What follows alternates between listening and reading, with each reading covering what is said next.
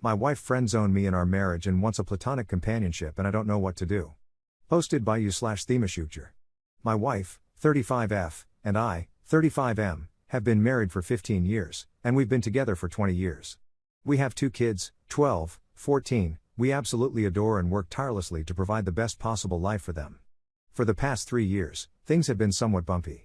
I understand that our kids are at an age where they require a ton of our attention and resources with school, band, club sports, and other extracurriculars, and I'm aware of the physical and emotional toll that can have on marriages. However, for these past 3 years, my wife and I have had very little intimacy and very little sex, and we've been trying very hard to work on that aspect of our relationship. This past year has been the most difficult and by far the darkest year in our marriage.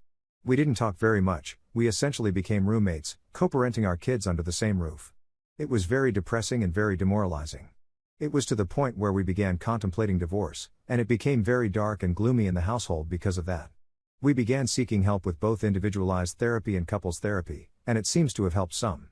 Little by little, we started to get along and started to have deeper conversations about what our marriage looks like and what we would love for it to look like. This is where it gets tough. As time passed, my wife started to tell me she no longer was in love with me and that she only saw me as a best friend. That she only loved me in a very platonic way, and this was one of the main reasons she didn't have any desire for intimacy, and let alone sex. This was very shocking to me, and quite frankly, I was devastated. I became angry and depressed, and I couldn't fathom the thought that I was no longer wanted or desired by the person I felt completely in love with. Things began to deteriorate again, and not long after, we were back to square one. I sat down with her one afternoon and had a heart-to-heart, and began to ask questions about where the root of this problem lies, and her answer was I don't know and that I have built up resentment towards you, but I don't know where it stems from. As you can imagine, this provides very little to no insight into how to approach this. I'm puzzled, I'm frustrated, and I do not know what to do at this point. Currently, we've arrived at a place where she says that she has no sex drive and no desire for intimacy or connection. She says that all she wants is simply companionship, which basically means our co-parenting roommate dynamic. I asked her what I could possibly do or what it is about me that is so unattractive or undesirable, and her response is always I don't know. She stated that she does love me, but it's not the same. That she has been feeling disconnected for years and that our marriage just takes up too much work. Her focus is only the children for now, and my co-parenting contributions are meaningful to her in our home. I'm at a loss, and I'm mainly venting about my frustration. It's tough to realize that the person you love has no feelings for you. I feel like at this point I'm only here to contribute financially and as a parent. I feel like what she means with companionship is that she's comfortable with the convenience of having a good father for our kids and my financial contribution to the household. In regard to intimacy and or sex, she basically told me that it's not something she's interested in or wants at this time. She mentioned that the only way to get to a point for any of that is to be intoxicated, which I believe is incredibly awful and very wrong. I told her I do not think forcing herself to have sex or be intimate by drinking or smoking is good, and I declined to be a part of that. To my surprise, it upset her and made her more distant. We're both extremely honest and transparent. We've never cheated on each other, and we are always free to look through each other's phones, emails, socials, etc., and we hardly ever do. I asked her if there was someone else, and she declined. Honestly, I believe her. We then peacefully went through each other's things, and as expected, it was clean. We've always been very forward, even with the hard topics, so I don't smell nor feel any foul play or infidelity. Am I wrong for declining to only be intimate or have sex when she's intoxicated? I'm firm on my stance of not partaking in this only when I'm high or drunk sex because it doesn't sit well with me. I do not know how to help our situation, and I'm starting to become a bit anxious and desperate. We're both fairly young and healthy individuals and good looking. We both have good standing careers and are good parents. I'm just not sure how our lives could have driven us to this point. I'd love some outside perspective on this matter and some insight on how to address something like this. It feels so awful to be unwanted and undesired by my own spouse. I hate it. Top/relevant comments. Commenter. If you love her, this arrangement she proposes will burn you to the ground with time. If she doesn't want to fix it or find it possible to love you as her man, it's time to work on plan B to fix your life without her. It will be on her, my friend. In the meantime, study and implement 180 to protect your sanity. Honestly, such stuff always makes me wonder how egocentric and unaware people can be to even imagine that this is a viable option. I am not in love with you and it's fine, here is the wallet, there are the chores. WTF? Ops response. I'm definitely not okay with a sexless marriage or no intimacy. This is why it's a problem, and I'm here seeking insight and perspective. She knows this, and our therapists know this. However, I'm ensuring I do everything possible to mend our marriage to ensure my own peace of mind and excite knowing I did everything I could. Commenter 2. From your comment history, it looks like you are swingers? If so, I would think that is relevant information to consider. Op's response. We did some swinging in the past. That was fun for some time. We mutually decided to stop doing it, and we have established it's not the case. When we were swinging, however, our marriage seemed to be in a good place. This is something we did disclose with our couple therapist, and we made sure to include it to make sure we're not neglecting an obvious potential issue. I will say, I did ask my wife if what she experienced during swinging is something that is affecting her view on our relationship, and she said it wasn't. Our swinging experience was always together, and it was very sex-driven. Nothing really emotional or poly. Truth is, I have to believe her at her word. I have no reason to distrust her. To date, she's always been very forward and never afraid of dealing with things head-on. No matter how painful. Op to another commenter. I agree that swinging wasn't a solution in the end. It never was meant to be, it was more about discovering or exploring if she felt any different. If that was the case, we agreed we would talk about it, and if we arrived at the conclusion that myself is the problem and she has no problem with other men, we would amicably part ways. However, this wasn't the case. She didn't like sex nor intimacy there either. She was very much in control of that whole swinging situation. And yes, I went along with it. What gives? It felt very organic, and it was her effort, if you will, to discover more and learn more about our current issue. I saw it as a means of learning if I'm the problem and was very much ready to accept that. It turns out it wasn't the case. 6 years of miser sound awful. I would very much hate that. Commenter 3. If you're still trying to save this marriage, you both need to go back to therapy to dig into the resentment she feels toward you. She said she didn't know, but there is definitely a reason. If you can get to the heart of her resentment, you may be able to save this marriage. Good luck to you. Op's response. That's the hope, and I'm certain there is a reason. My hope is we find it. We're still in therapy once a month. I have so much new insight and questions from this post to bring to the table during our next session. All good things, and I hope it helps. Thank you for your input. Update 1 week later. I wanted to give you guys an update of how the therapy session with my wife went this week. Not sure if this is helpful or not, but I took many of the responses, comments, and suggestions from my initial post and put together some things I wanted to discuss with our couples therapist to help us navigate some of the core issues that may be affecting the situation. One of the main things that is the buzzword of this has been the term resentment, and it has been really eating me up inside knowing my wife keeps telling me she doesn't know why she's resentful or doesn't know why this is affecting her emotionally or mentally. I brought this up with our therapist once again and resurfaced the conversation about being married for so long, 15 years, and being together since we were 14 years old. Our long history of growing up and how having children when she was 19 years old, me 20, significantly changed the trajectory of our lives. We experienced severe poverty and many hardships in the process, and we essentially had zero social life for the past 10 years because we were so busy raising babies, 2 kids now ages 12 and 14. She followed up with tons of questions directed mostly at my wife about her feelings towards this, and 90% of the responses were very our kids focused. It definitely felt like she was afraid of saying yes it sucked because she would feel guilt or shame because it would imply she regrets the kids. I mentioned this in the session, and the therapist encouraged her to look at this outside of the lens of being a mother and to try to view it a bit more selfishly and individually, and it was very eye-opening. My wife mentioned that she was very frustrated with the fact that we did miss out on many things in life. She also was very clear in saying, I do not think I missed out on other partners or dating or partying, but I certainly lost all my friends. This was huge because one of the big pieces that has caused a strain in our lives is how siloed and isolated we've been, again busy raising kids. I followed up by reminding her that it's important to have good friends and to make time for herself and her friendships. For the past 3+ years, we've had multiple conversations about friends and how it is important to have them in life, especially when you have similar peers that can help in many areas of life that perhaps we have no experience navigating, and even simply for enjoyment. It has always been something my wife avoids, even though she's always been someone who needs that external stimuli. The main reason for her not investing in friends or even herself has always been the kids. Like I mentioned earlier in this post, 90% of the answers have to relate to the kids to some degree. At this point in our session, I started to feel like there was a common denominator, the kids, in most of the frustrations and problems she was experiencing. So I simply asked her, do you think you may be upset at me because I'm responsible for these kids in the sense that I got you pregnant so young? I wasn't ready, but she said that she was upset at me for that. She also followed up with the fact that she knows that's unreasonable because it takes 2 to tango. I did feel like it was progress because it kind of gave us something to work on and help alleviate some of these burdens, so we agreed to invest more time in nurturing good friendships both together and individually. Towards the end of the session, we began to discuss what actionable items we would take from this session. At this point, it was still all very ambiguous and blurry as to what the outcomes were. I was very direct and very forward in asking my wife what her plan is moving forward. Note, I had decided prior to the session that should my wife say the same thing about being a co-parenting roommate, I would take the 180 approach and essentially do me. She started basically saying the same thing, that she doesn't have any desire to be intimate or sexual with me as of now, and that she loves me immensely and she feels bad for not being there for me, as mentioned in my first post. I also brought up the brief swinging that happened, to which, for the 50th time, she said it wasn't a problem. I agree with her on this. This was something that was a mechanical approach for a solution to a problem that was very much in existence when we tried this. We both really have no issue with this. We know it happened, we tried it, and mutually stopped and turned the page.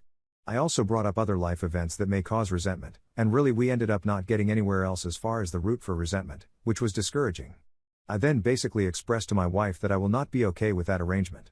I told her that I've really done everything I can, and that this issue really has reached a point where it has nothing to do with me or require me to do anything that I'm currently not doing. I was very direct in saying that I will not be accepting this dynamic, and that I need to be with someone who is actively involved in our marriage, works towards resolutions, and is very much interested in maintaining an active intimacy and sexual relationship. I expressed how I am not going to be a convenience, and that there was more to life than being roommates and co-parents. I made sure she knows I love her dearly and that I do want this to work for the better. I also told her that I'm fully committed to this marriage so long as she is as well. And that if she wasn't, it's okay, however, I will not be a part of something where these efforts are not reciprocated. I told her I have no plans of leaving, and I do not want a divorce. However, I made it clear that if this dynamic continues, divorce will be the only outcome. Of course, tears were involved, and it was a very bleak and sad ending to the session. Still, nothing was said, and I walked out very discouraged and very determined to start working on the 180 as soon as we left the room. It's painful and very difficult because much of the 180 requires you to be very short and cold and transactional. The saddest part is realizing this dynamic already is very cold and transactional. Here is where it gets very interesting. I started working on implementing many of the 180 recommendations that same day. I mentioned to my wife that, hey, things are going to be a bit different moving forward. I'm going to honor her roommate/co-parent dynamic without reproach, and that it should be no mistake that I am not happy here and I am never going to be okay with it. But I am done working on it if she wasn't going to work on it. She agreed and went to bed. I started to build distance and started to basically focus on myself. Very short and transactional. She asked for help on some of her personal things, to which I declined, and it really shocked her. She was upset, saying I was being petulant. I explained to her that she is now fully in charge of her own life and her own issues. We didn't talk all day, and we only spoke when necessary. Few days I keep this going, and she's very visibly upset and stressed.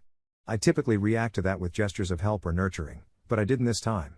That night she was crying, telling me she's stressed and she thinks something is wrong with me because I'm indifferent.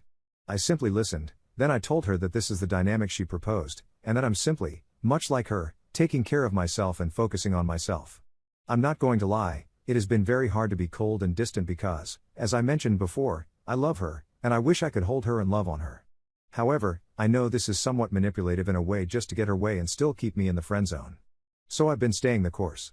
We're now going on a week of this 180, and let's just say there have been many changes on her side. I think she is starting to realize there is more to me than just friends and co-parenting. I sent her a text a few days ago essentially itemizing bills and separating the financial responsibilities 50-50, and she lost her crap. She basically told me it was out of left field, to which I responded, hey, friends go in 50-50, and as your friend I expect nothing less. This was very eye-opening because it gave me a glimpse of how I'm really taken for granted, and how her level of comfort and convenience at my expense is really overlooked. I pushed through anyways and basically told her that this is the new dynamic she asked for, and that it's still a bargain because she would have to be 100% if she was on her own. I'll wrap up with this. While the 180 has been working in many different areas, I am still very much sad about the overall situation. There have been many eye-opening statements being said and realizations that have not been pleasant to encounter. It has also sparked new energy and new efforts on her side as well. She's definitely seeking to talk to me more often, and while it's hard to turn down, I hope if things improve, this continues to happen. I've also noticed that she's making more time for herself aside from being a mom, which is huge because she pretty much neglected herself for years. I'm very pleased seeing her be more herself. My hope is that as we work on ourselves, the marriage improves. There really is no telling at this point where this will go. We are very much cordial and amicable even to this day, and that's a very good sign.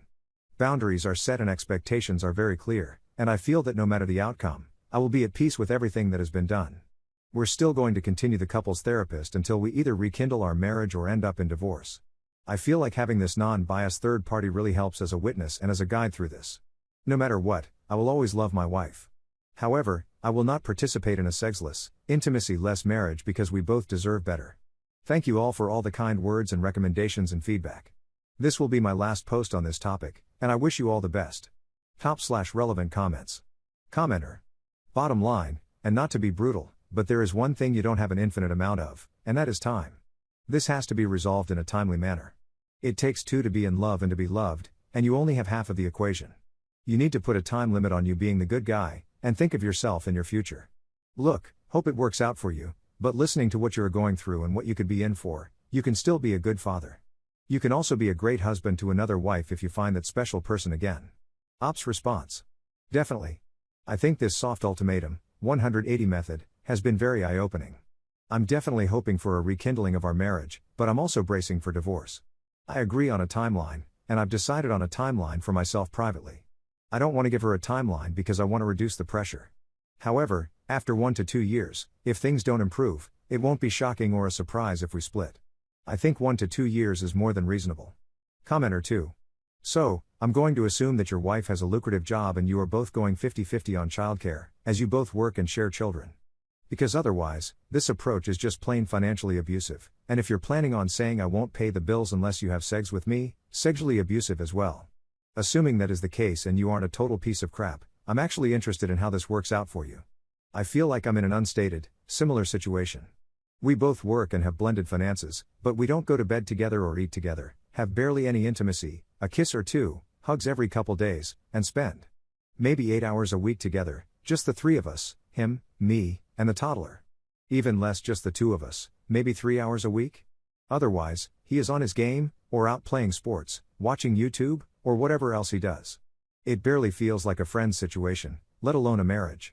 I'm curious how she handles it, as the spouse that presumably was pulling away first. I hope you keep us updated. Ops response. Yes, we both have degrees, good careers, and while I make significantly more money, her salary is very proficient and above average. The 50-50 was not to cripple nor hurt her financially, that is cruel, but mostly to send a message on what a roommate dynamic looks like in the real world. I really dislike how people immediately jump to conclusions about the finances as a way of manipulating her. It's not the case at all. Plenty of money is left over after bills. However, 50-50 means she has less whatever money, and the understanding that roommates share everything equally. Prior to this 180 approach, we did everything together and with our kids. We always saw ourselves as a unit that does things together. Both alone and with the kids too. That's changed now, where I'm choosing to focus on more independent types of pastimes and focus. That is what has sparked her reaction and realization of there's more than just roommates here. Commenter 3. How does one dump half of the household expenses on the other person if they share a bank account? Or are your finances kept separately? Just curious how this would work if applied to my life. Ops response. Excellent question. We shared everything. The proposed 50-50 was suggesting we place the necessary amount to pay bills in the same account, and any leftover money can be deposited to a new account. I think this is why she was very upset. She felt a huge loss of control, knowing she won't be able to monitor my finances. Also, she felt a huge loss in her leftover money with this arrangement, and saw that I would keep significantly more of my own. This is still being worked out, because I think she is calling my bluff here. But my plan is to notify her next week as I modify my direct deposit and open a new account. It will definitely be more real then. To be clear, for all the trolls here, yes, she will have less leftover money after responsibilities, and it's still enough to live on. Example, for reference, assume I make $3,000 a month, she makes $1,000 a month. Responsibilities are $1,000 a month.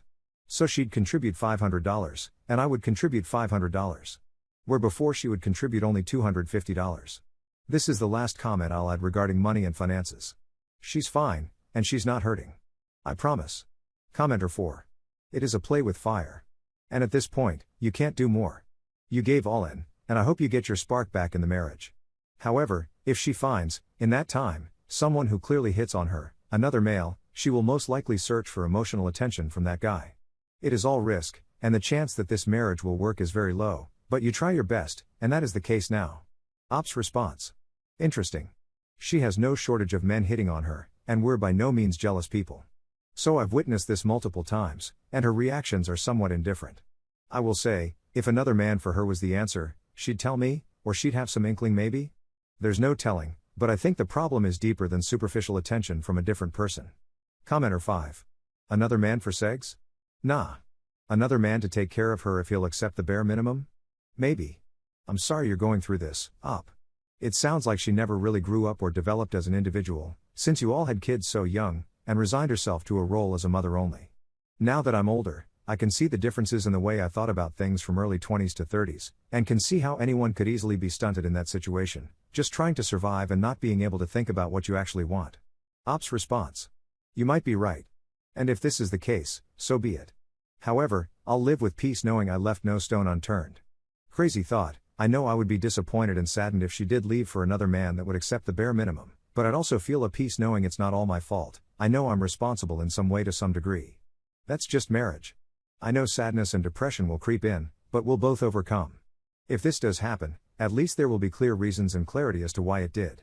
Also, I know for a fact she wouldn't cheat. We're both very blunt, open, and transparent. She would definitely tell me that she wants to step out on our marriage before it actually happens. As would I. We owe ourselves this respect for each other, and we actively practice it. Second update 2 months later. I debated for a long time on whether to submit an update on this matter. A few significant changes have taken place, and I felt it would be good to not only share with you, but also to allow myself to process all of this in a uniform way. We're now almost 9 weeks in on the 180 method I mentioned I was starting, and it started to render some positive reactions from my wife. I explained in the previous post that she started to notice things that she previously took for granted, started to ask more about my whereabouts, and also started to notice I would go out with the kids more often without her, and she started to invite herself, to which I didn't decline.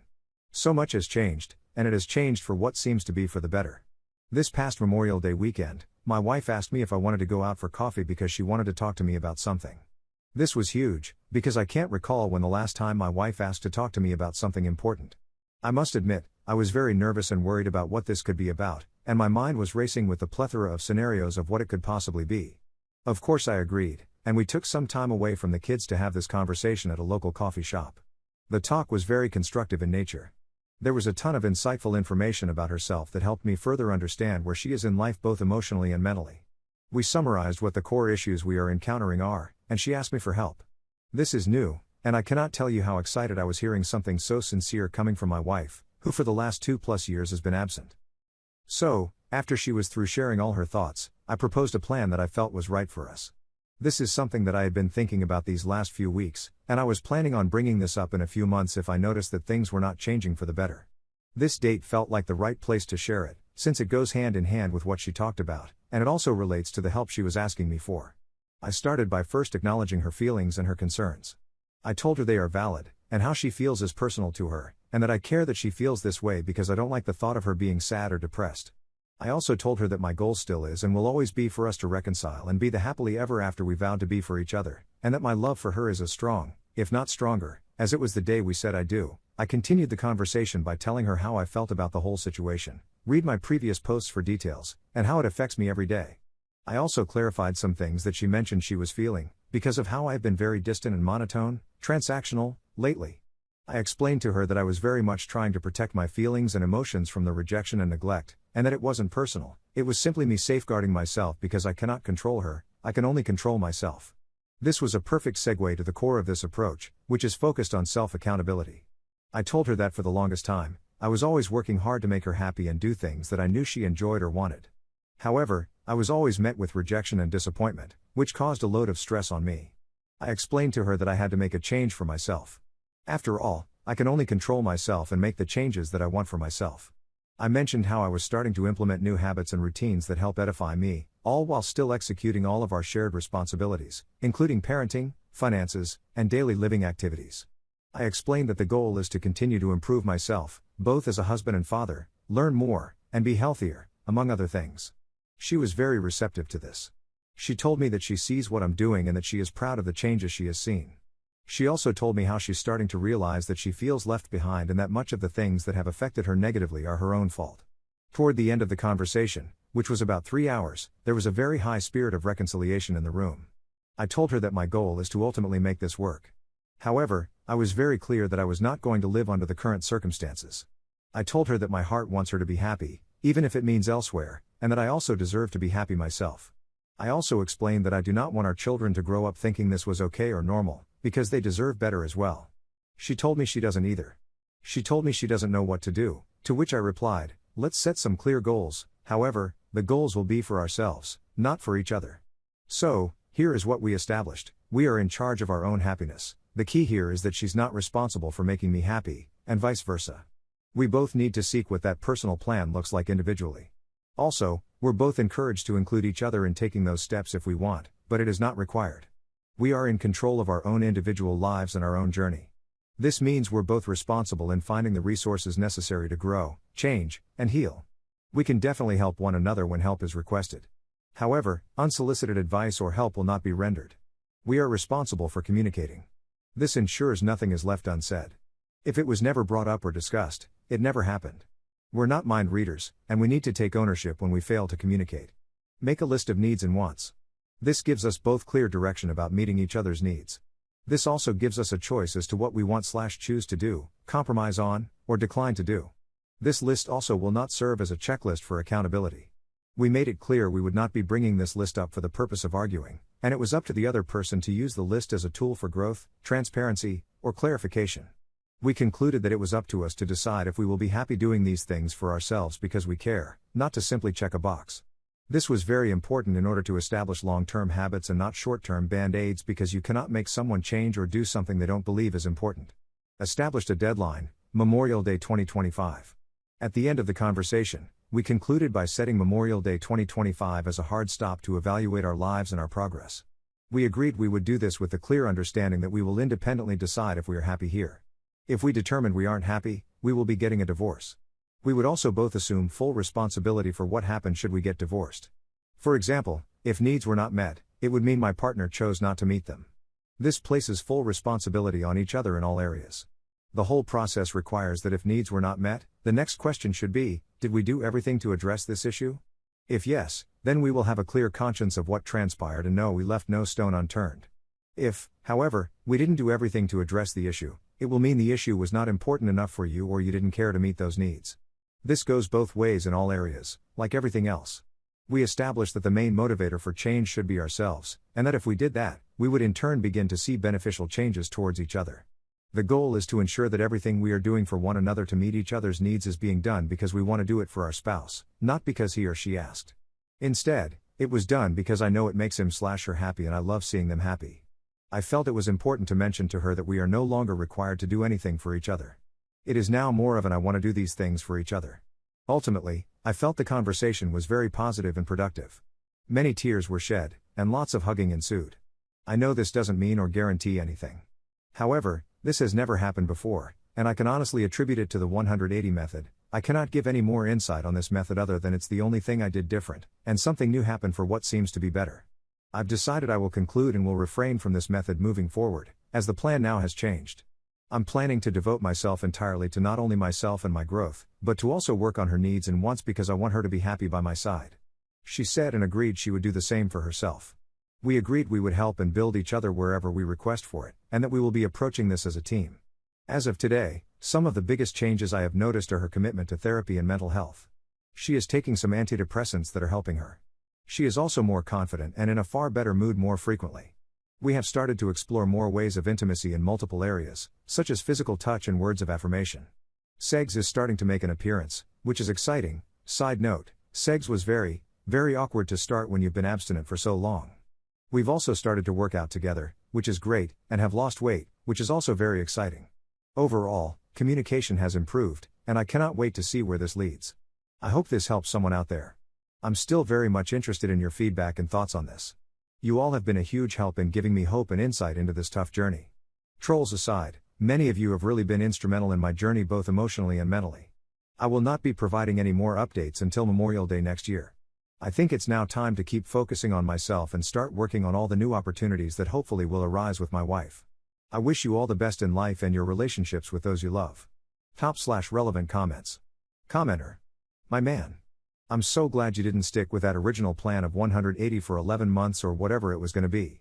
That just sounded absolutely miserable. And I'm thrilled at the way you both have built a plan to take some personal accountability. We all are responsible for our own happiness.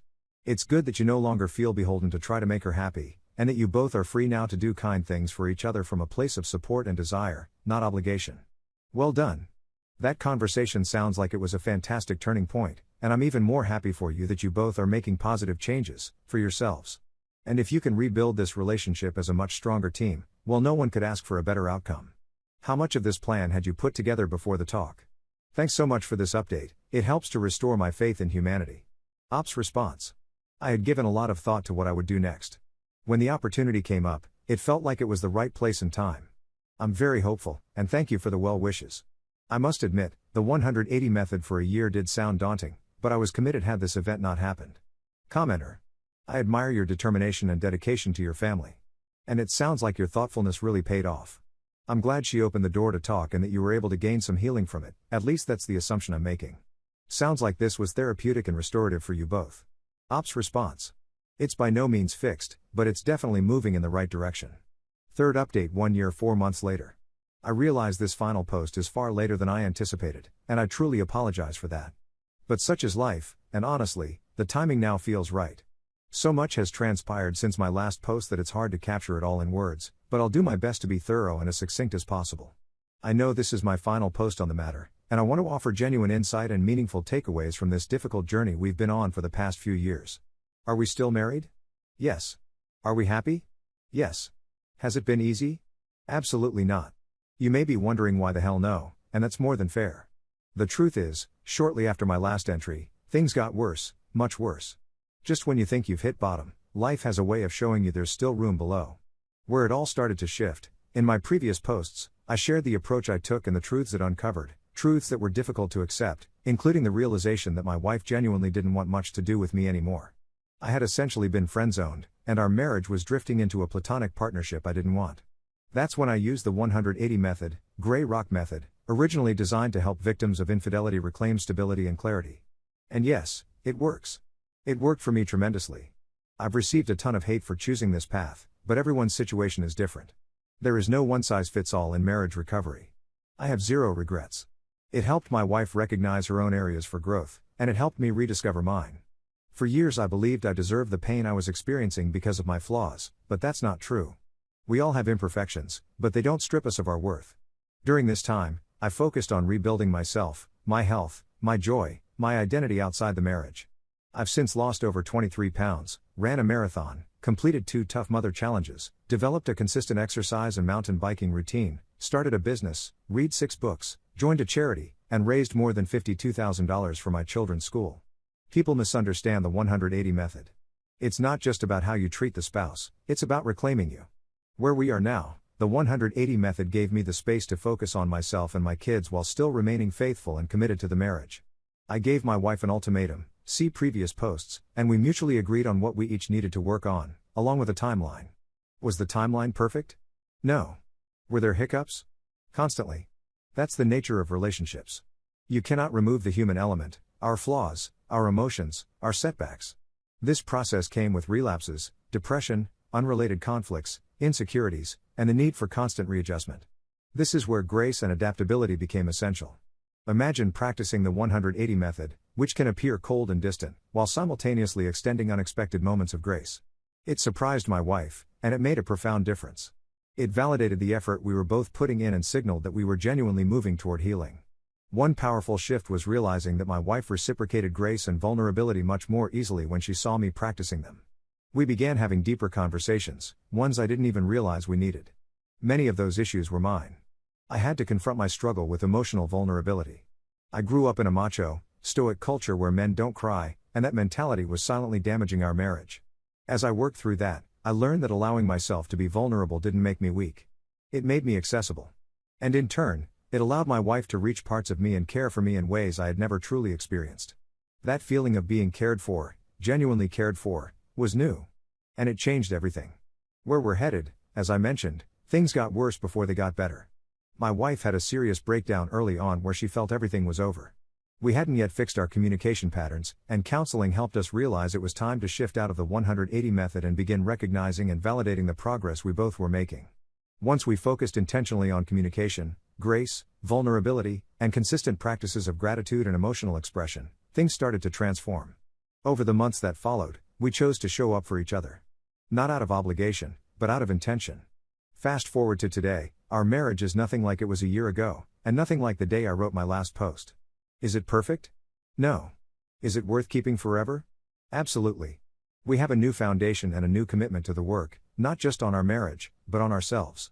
Advice for anyone going through something similar: your marriage can still be something beautiful, even after unimaginable hardship. Remember why you married your partner. Remember the qualities that made them right for you. But also remember that change starts with you, not your partner. You can't force them to change. You can only do the work on yourself and give them the space to choose their own path. I recommend the 180 method/Gray Rock method because it was essential for me, but it isn't universal. It worked because it forced both of us to confront truth, discomfort, and growth. People on Reddit criticized me endlessly for it. But it's your marriage, not theirs. Only you know what you can live with, what you can't, and what your relationship truly needs. Lastly, I genuinely hope this helps anyone navigating a similar situation. I will always be pro-marriage, and I firmly believe couples can overcome even the hardest challenges if they have the desire to do so. Love can be rebuilt. Trust can be rebuilt. Intimacy can be rebuilt. I now have a marriage filled with renewed love, real emotional connection, and new hope for our future. My wife chooses me every day. We are rebuilding together with honesty, vulnerability, and intention. My children have witnessed resilience, forgiveness, and growth, and that matters deeply to me. Note, I'll be sharing some resources that really truly helped us later on in a comment. I truly believe it would be beneficial for those interested. Remember, you must go all in if you want real change. Love hard, without reservation. Rewire your mindset. Give yourself time and grace. And believe that your marriage can succeed. I pray that every marriage here finds strength, hope, and a restored path forward. Top/relevant comments. Commenter. I was waiting for this update, and I'm very thankful for your willingness to lay it all out there as you both sought a way back to each other. Great to hear about your path forward together. Ops response. Thank you. I feel incredibly blessed to be able to turn the page. More work ahead, but the future looks promising as long as we keep working. Wish you the best. Commenter 2. Happy to hear, but I need messy gossip details. What made your wife finally come around? Ops response. Multiple different things. The 180 method helped her realize there was more to me than convenience. Also, knowing how we were both willing to do the work to restore our marriage helped. I cannot speak for her as to what was the turning point for her, but I can say that it was a mindset thing.